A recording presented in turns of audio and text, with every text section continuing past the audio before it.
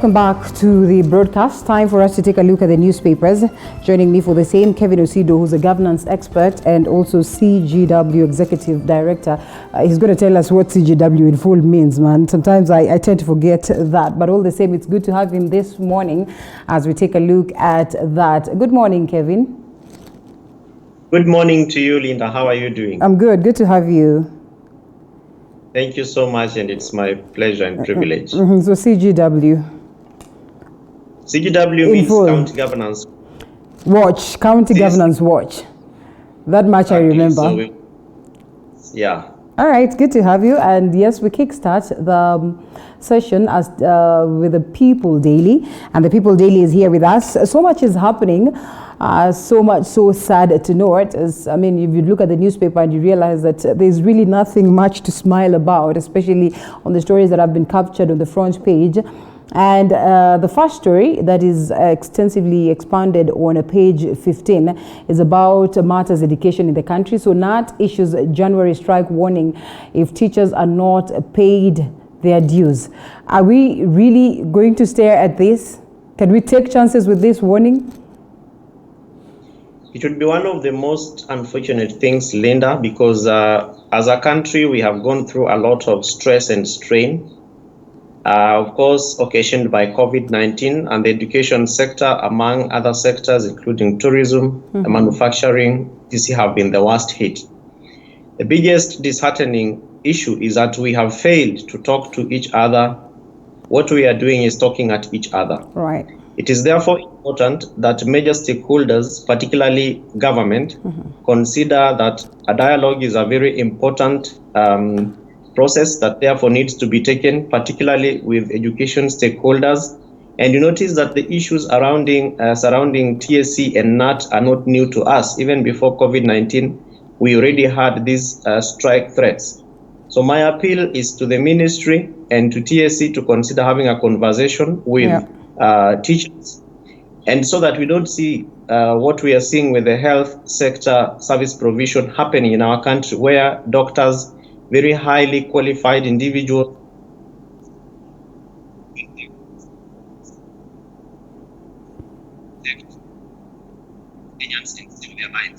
so it would be very disheartening and troubling for us to wait until January, and yet teachers are already this kind of threats. Let the government consider having a conversation, and let Kenyans consider dialogue as a very important process towards problem solving. Yeah. Oh yes, so to speak, and we know very well that the medics equally issued a strike notice and are on it, even as they wait to see whether their grievances are going to be addressed. And that is something that is ongoing. We'll be following up on the same and see whether this is going to be resolved before that time.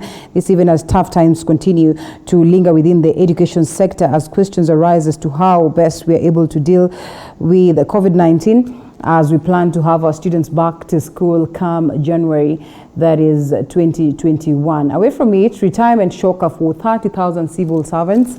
And the story captured on page 2. The public offices in national and county governments have been thrown into a spin. That is following a directive that all workers who have attained the mandatory retirement age of 60 years must go home come January 2021. Indeed a shocker, because, well, even in the education sector, you realize that some of them have been told they will retire at 65. So, you know, when you wake up to such news, what does it speak about? First of all, the policies that we have. Yeah, precisely. And what that really presents is the state of the economic state of our country. Is Kenya broke? Are we broke? Why do we make this kind of very unthought of sudden decisions that affect lives? Remember, a lady or a gentleman who is already at the age of 60. This is somebody who probably has dependents. This is somebody who, by the time you get to, as you move closer to your retirement age, you should have been ready, prepared, and organized for retirement. But I think government also needs to be deliberate in the manner in which some of these policies are being made, because one time it is 65, another time it is 55 years, another time like today it is now 60. I think when it to human resource management, the government needs to be very elaborate about issues issues employment so that people are also able to plan their lives, and so that even government ministries, departments, and agencies are also able to ensure that services will be running. Because if you retire over 30,000 civil servants, the question then that begs is, have you prepared for take up? Have you prepared for an easy transition of human resource within the various service areas that are going to be affected, so that again services are not going told because individuals who are supposed to be doing those services have been retired. Yeah. I think what country ails what ails this country, a lot of it is really a matter of dialogue. We do not know how to speak to each other, Linda, and I think that is one of the reasons why we have very many decisions being taken arbitrarily. Right. If we can be able to people who sit in offices to plan effectively and also to make rules, decisions, policies, and laws that affect the lives of Kenyans positively and effectively, it will be very easy even for those who are being retired to know that, yes, when I get an year to my retirement or 2 years to my retirement, I should have planned and programmed my life effectively. But if government is going to be making decisions in a manner that is not properly thought about, I think we are going to have a problem when these kind of decisions are ultimately made. Yes, and equally, developing story, we see the reactions that will culminate in regards to that, and we'll certainly be here to update you accordingly. Away from it, let's take us back to the front page. And before I even get to this big story, let's first of all take this one on Matters Graft, which is equally big in its own way, and 6.5 billion medical cover question at NHIF. Unfolding scam involves a single-sourced insurance contractor for 100,000 civil servants and NYS staff. Yes, the scam is on. The trouble in the health sector continues. Disturbing, unfortunate, very discouraging, not speaking very well for Kenyans, especially in the context of COVID-19, when Kenyans are being asked to be able to take care of their own health. Today we are talking about communal transmissions and household management of COVID-19. Just a few days or weeks ago, we had issues around NHIF, the fact that it may not be able to cover certain aspects of COVID-19. Yet these are realities that Kenyans are dealing with. And so when we hear about grafts, when we hear about mention of NYS, these are institutions that when you hear Kenyans talking about them, what comes to the fore is really graft. But unfortunately, Linda, we are never told about how some of these cases have been dealt with. We have very high-level government officials who are facing graft cases. No one talks to us about the feedback. No one talks to us about how far the processes have gone. And the only thing that we continue to hear is the mention and the naming of the same agencies or institutions under graft. So it would be very, very important that institutions that are charged with the war on graft, the fight against corruption, arise up to their feet and begin to serve to the interest of Kenyans. And in serving interest of Kenyans, it means that Kenyans desire to be told, they need to be told how far some of these cases have gone and how much adjudication is taking place within these cases. Otherwise, and of course, I have to thank the media and the people who work within these industries for bringing out some of these very important whistleblowing news, because if probably it's not for the media and the people who are interested in the best interest of this country, remember that Kenya's economy is dwindling every single day, because as we talk about graft in high-level government offices, we are also talking about BBI processes. We are talking about referendum, which will require billions of Kenya shillings. We are talking about doctors that cannot be paid. We are talking about teachers who are threatening to go on strike. Why must Kenyans be taken through this kind of a very stressful and disturbing moment? His Excellency the President needs to wake up, please, from the slumber, call your government to order, whip up the legislature, take charge of the executive and each and every institution that is within the executive to ensure that your legacy is going to be one that Kenyans can be able to be proud of. Otherwise, the kind of news that we continue to wake up to, it is only 6:30 in the morning and we are already talking about graft. We want to successful stories that are going to be life transforming to Kenyans. So my appeal and challenge to His Excellency the President and his entire government is Please rise up from the slumber. Give Kenyans some niceness that is going to guarantee a safe, secure, efficient, and effective legacy for your government, Well, Mr. President. I agree, as they would say it, half a house, not yet of the woods. And here we are. It's that story that is on page 4 of the People Daily. NHIF on the spot again, over 6.5 civil servants cover. Parastatal is said to have single-source private companies to assist in co-insuring the workers. It's pretty much an unfortunate story that is in there, and investigations, and we wait to see what happens in regards to that. Back to the front page, here we are with the big story, horror of city teen sex and drugs ring. Police arrest 44 more teenagers, bringing in a Nairobi estate a day after 6 others had disappeared from home to go have fun with their friends. Officers are on the trail of the organizers. A story captured on page 6, entrance to the house, and of course you can see that picture there.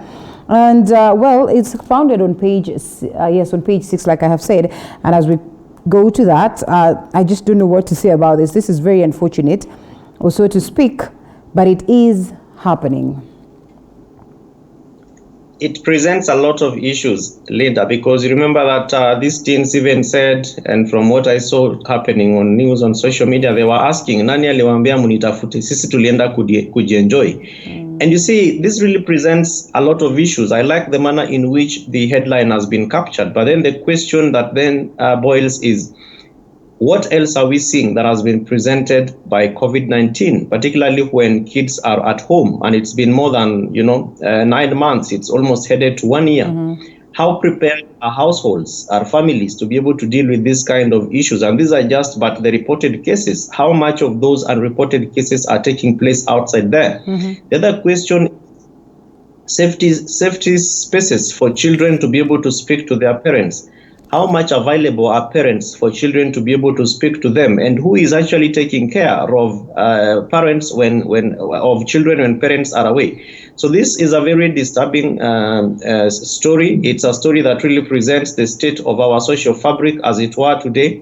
And so it's also very important that the police is coming out to be able to make these arrests. But the question then that boils is, how do we deal with the issues that kids are going through? In some of the estates in this country, some of the villages, there are no social amenities even for kids to be able to play around. There are no the free areas where they would probably have gone to be able to play have been grabbed by high-level politicians.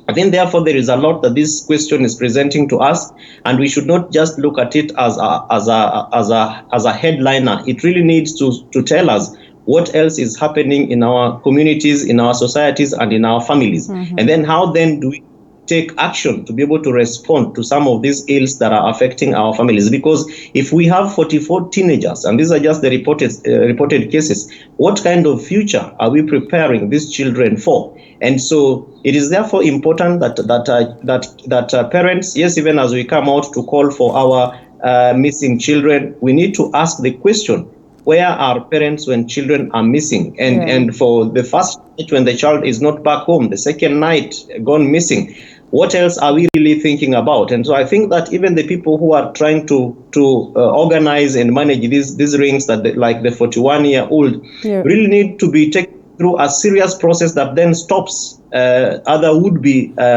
perpetrators of this kind of social ills, Linda. Because if we don't do that, then it's going to be success stories for other people who would be saying, hata mimi pia nataka nipotee namna so and so alivyopotea. And if we continue to do it that way, there will be no future for our children and even for our children's children. Wow, I agree. And that, as we leave it aside, we go to Uganda briefly. That is away from the front page of the People Daily. Uganda Minister defends a shoot to kill directive. And yes, police in Uganda have a right to shoot, as he would say, protesters who, of course, or shoot them actually to death if they reach a certain level of violence. Security Minister Eli Tumwine is the one who said so. Not so much so to focus on this, but technically the picture that is playing out in Uganda. Uganda is a very important country to the region, both East and Central Africa.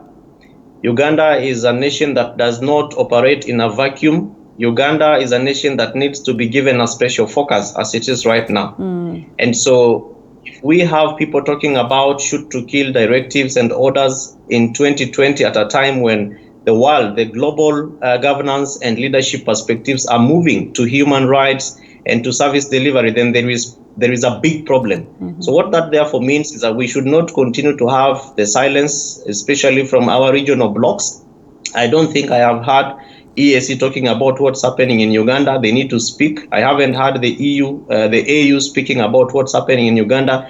They really have an obligation and a responsibility to speak. But much more fundamentally is that let Ugandan people be given the opportunity to be able to ventilate what they are feeling around their government. This is really a call for government to be able to speak with its people. It doesn't matter who is organizing demonstrations. I think world over we have seen many governments giving citizens an opportunity to be able to speak. And if those opportunities are stifled, then we need to give citizens their sovereignty. I haven't gone into looking at what the Constitution of Uganda says around demonstrations and picketing. In the case of Kenya, we have seen similar scenarios, but of course, we normally push for very good examples when it comes to human rights defense, when it comes to people's rights to be projected around what they feel uncomfortable about. And so what's happening in Uganda is not very proper. It needs to be condemned with the utter strength and goodwill that it deserves. And I think it's really a call for the government of Uganda to act in the interest of its citizens. Of course, we know the political undertones and the political heat. I have heard some politicians, including those who work with the current president of Uganda, making their voices, raising their voices around what's happening. But I think when it comes to the leadership of Uganda, I am asking the regional blocs to speak around what is happening in Uganda so that orders like shoot to kill are not heard in nations like, within the East African community like is being heard in Uganda. Yeah. Okay. Dropping that is equally one that we'll be following up to page 5. And in-person court activities halted over corona surge. And Chief Justice Moraga says the presiding judge will issue directions on resumption of regular court operations. And such is just not in Meru, which has been a point of focus this morning. But generally, most of the courts across different parts of the country, different counties, have halted their processes, some of them actually operating from home. That is how bad COVID is taking us. And it therefore means that the government also needs to pull up its socks insofar as how COVID-19 response is being taken into proper account. We were informed that we are facing the second wave of COVID-19 infections. And yes, indeed, we have seen the numbers. What it means is a close engagement and working relationship between government and the citizens. His Excellency, the President, has been very open and candid about this, calling for personal, individual responsibility. But that therefore means that government also needs to support Kenyans to be able to be personally accountable and responsible. So that, for instance, we no longer talk about masks, but people are not wearing masks. If government said that we are going to be given 500,000 masks per day, there are still places where Kenyans cannot be able to purchase those masks. We still have communities in this country where people still lack water. Water rationing is still taking place. Yet over 60 years ago, we were told that we'll be having free running water in our taps. Yeah. In terms of dealing with this, I think government needs to be very deliberate about its actions so that even the kind of deaths that we are seeing from the medical service providers should not be what we are talking about every day when government is talking to us about second wave of coronavirus. We should have learned from the first wave. We should have known the gaps that the country is facing when it comes to this kind of response. And by now, we should have had a very clear, elaborate process and plan to be able to stop this kind of increasing infections that we are seeing. And so it's quite unfortunate that we are closing our courts, we are closing our county assemblies, we are closing institutions of service delivery and of accountability and legislation. I think that's a serious call for us to think through how we are going to continue to respond to this issue. And so it means, therefore, that to those whom much is given, Kenyans will be requiring a lot again from them. So the judiciary, again, through the Chief Justice, we want to see action, not just the closures, because when we close courts, it means that we are stifling justice, which Kenyans are looking forward to. When we close our county assemblies, like most of them have been closed, it means that we are closing the doors of accountability that should be holding and keeping their governments, Kenyan governments, to account when it comes to, for instance,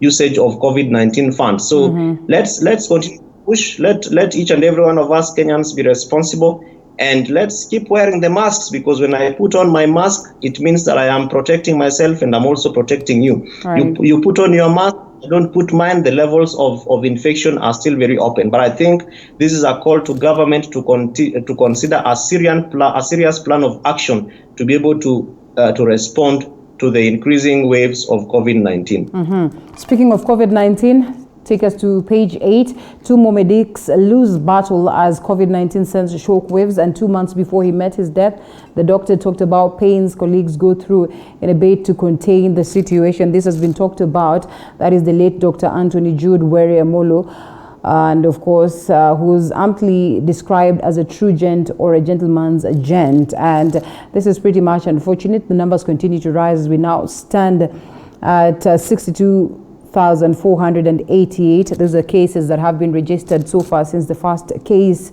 And we have numerous cases of deaths that have been reported so far, which is pretty much important. But equally, we also acknowledge and appreciate the strides we've made, because we also have recoveries that stand at about 41,931 so far. And as you can see, that's the picture of the doctor who lost his life. That is Dr. Anthony Were. And technically, this page speaks of COVID-19 situation in Kenya, in Africa, and across the globe. 9 schools now isolation units to cater for learners, and 14 more succumb to virus as 968 test positive. That is as of yesterday. Hospital owner charged with PPE fraud, and the fraud is on. That is the proprietor accused of obtaining kits worth 14.25 million by false pretenses. Nairobi County staff to work from home amid rising, virus infections. And of course, this is an editorial comment. Do more to protect medics from the virus. Are we doing that bad as we, of course, wind up on matters COVID? Linda, when it comes to the loss of the frontline soldiers, and we are seeing very high level, highly skilled specialists, who are the ones who are losing their lives in the midst of, strike notices from counties. In the last 2 weeks, we have had almost over 33 counties, healthcare workers issuing strike notices. And this began right in March, April, June, when the first case of COVID-19 was discovered in this country. We are not still seeing a lot of action from government. And government here, I mean national and county governments, doing much that they need to be doing. His Excellency the President and Council of Governors have convened enough summits, extraordinary summits, to be able to respond to COVID-19. We have been taken through a lot of talk when it comes to COVID-19 conferences. We want to see action, and that is what the interests of Kenyans are. It is not in how much we spend when it comes to talking about conferences. It must be seen to be the amount of investment that we are putting to rescue the lives of Kenyans, particularly the people who are standing at the front line. And I don't know what government or what Kenyans will do when we have very skilled specialists like the ones that we have been mentioning almost every single day, every week. We have somebody, a specialist losing his or her life. And these are people from whom Kenyans expect their lives also to be salvaged or to be rescued. And so if we do not do enough, like I don't think we are currently doing, there's going to be a problem. And so it therefore must be seen and as a call from Kenyans, nature, and of course the context of COVID-19 to our government and to Kenyans to be able to be effective in our response. And this is particularly to government. Let's do much. Medics are calling for allowances. Medics are calling for PPEs. And you just read a story about corruption in PPE, procurement and all that. That is not what Kenyans want to hear at such a time as this. Kenyans want to see coordinated action.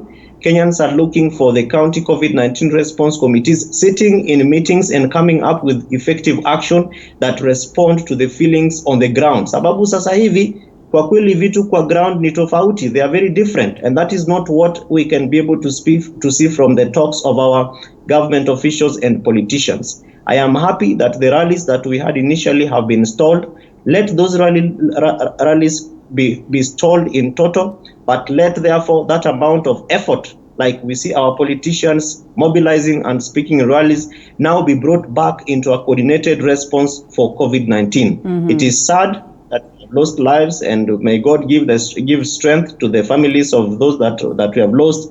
May God help those who are recovering and ailing from COVID-19. But I think this is a call from government to do more. Mm-hmm. As it is, as you asked the question, I don't think we have done enough, particularly to prepare ourselves to defeat and fight the second wave of COVID-19. There's an interesting question here from Wafula Kalistas, who says wearing masks is okay, but the question is, do we really have the right masks that can prevent the virus? The answer is no. Well, he just asked a question and decided to answer. And he says we must be realistic, not just talking the talk. That's an interesting view right there. I think we'll ponder some more on that later on as we even take a look at the situation on COVID-19 in the country.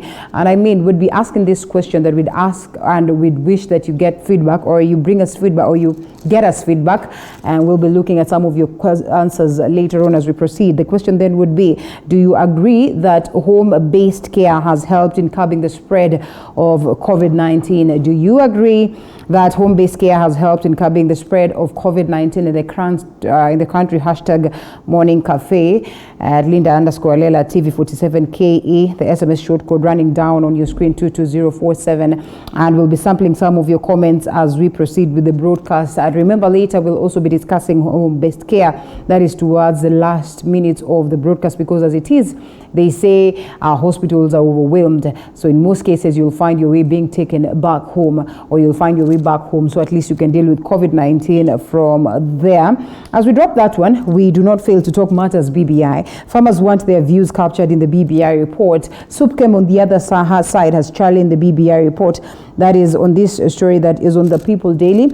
But we come to the front page of the Standard newspaper. Equally, that has been captured. Bigwig's red card alert for members of Parliament in new BBI proposals. A story captured on page 6.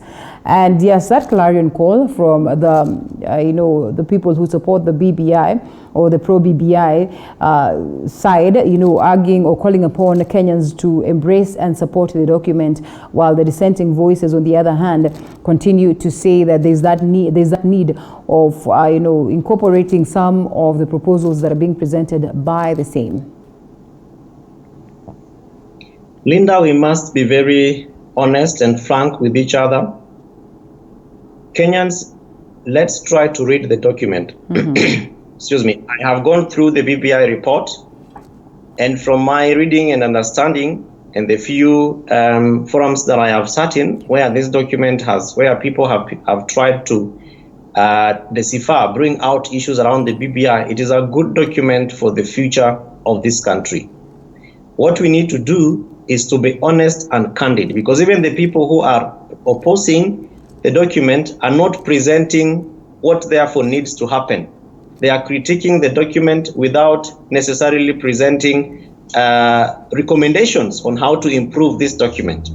But I think it should therefore be very an issue to the proponents of this report to be able to make copies available to Kenyans. Mm-hmm. What is happening in the rallies, and even those who are making statements, they are confusing the people, because their understanding and reading of the document is not what the BBI report is saying. But I am sure that they are taking advantage, because Kenyans have not read the document. A majority of Kenyans have not read the document. Why? Because copies have not been made available to them. So if we are going to ensure that Kenyans embrace this document, let us depoliticize the BBI process. let those who are the proponents of this particular document, especially the two brothers, His Excellency the President and the former Prime Minister, Right Honorable Raila Odinga, come out and make the document copies available, even if it means printing a summarized version. At County Governance Watch, working with other stakeholders, we have tried to summarize the 204-pager document into only a 12-pager. But in the few meetings where we tried to disseminate this, people are still saying 12 pages is too much, and even printing 12-pager is very costly. And you're talking about opportunity for Kenyans to vote on a referendum on issues which probably they do not understand. I think what we need to do is to depoliticize the document, let people be honest. Even the SUPKEM presser, I have gone through that particular document against what the BBI is saying and the constitutional amendments proposed. It is confusing. And it is confusing because people have taken advantage of the ignorance of Kenyans around the BBI report. I think we need to tone down and give Kenyans an opportunity to integrate and understand, relate with this particular document, but that can only be made possible when we don't ask them to download from their phones, because some of them don't even have bundles. Some of them cannot be able to download a 204-pager on their phones. So we need to be deliberate around this process so that we give Kenyans an opportunity to effectively integrate. That way, we are going to also be giving people an opportunity, like the farmers who are saying their views are not in the document. Agriculture has really given a strong point in the BBI report, and particularly when we talk about things like World Development Fund, where development and service delivery is going to be at the grassroots. It therefore means that citizens must be involved in their development processes at the grassroots level. And the BBI report also proposes how that is supposed to be done. But nobody is talking about it. It is true and very that we need to build consensus, but I think of utmost importance is to give Kenyans an opportunity to effectively integrate with this document, because when we do it that way, we will not be talking about what is SUPKEM saying, what are the border people saying, what are the medics saying about the Health Service Commission. We will be talking about what are Kenyans saying around the future of this country. But we cannot build that future if we are not focusing on the present, because the present will give us the opportunity to build the foundation blocks to that particular future. That future cannot be His Excellency the President alone. That future cannot be left the former Prime Minister alone. It has to be a future where politicians cease and stop shouting at Kenyans. Let them consider, including those who are opposing the document, it this as an opportunity to educate Kenyans. So whether you are doing the education from a negative perspective, ensure that Kenyans understand the pros and cons of what the report is talking about. And please, for those who are supportive of this document, let us work towards giving Kenyans copies. I have listened to people speak. I have read the document and we have consulted, because even as I speak, we are in very many WhatsApp groups trying to be able to educate Kenyans. But that is just but a handful. Let Kenyans be given an opportunity that is not driven by political division, an opportunity is not driven by BBI political propaganda. Let Kenyans be given an opportunity to integrate with this particular report, and then enhance civic education. Finance institutions like County Governance Watch to appear on TV 47 among several other platforms, including in town halls in the villages and the wards, to educate Kenyans. Empower the civil society, empower different faith-based organizations and youth groups, women groups, persons with disabilities at the grassroots level, to be able to be trainees to educate Kenyans on this report before we begin to push for either this referendum, this consensus on what Kenyans are not even probably aware about land. I think there is a lot that needs to be done, and diversify effective strategies to be able to do that. Politicians need to stop shouting at Kenyans and give Kenyans an opportunity to understand this particular report. And that means that we make copies available to citizens in their organized platforms back in the villages, because Kenyans are very organized in those villages. They are organized in a manner that they're able to deal with their problems, whether it is in their groups, whether it's in women groups, whether it's in groups of border. Let's take advantage of those particular platforms to educate Kenyans about this report. Well, thank you so much. Fortunately or unfortunately, time would not allow us to expound some more. All the stories that are captured on the Standard newspaper, I think that was the only unique one. And well, the unique one also on the Daily Nation on matters locusts coming back to the country. And this one that speaks of a broke Kenya that is likely to dance to the tune of the likes of IMF. And it's pretty much unfortunate. I do not allow us to go through that because time would not allow us. Otherwise, I say thank you so much, Kevin Osido, who's a governance expert and equally the executive director, County Governance Watch, this morning for the numerous and great insights for that matter. As where we wind up this segment later on the broadcast, we come with Honorable Farah Malim, who's on standby. We also have Honorable Didmas Baraza and Eric Regalo. They will be helping me ponder on the subjects that I will advise you on as we proceed after this break.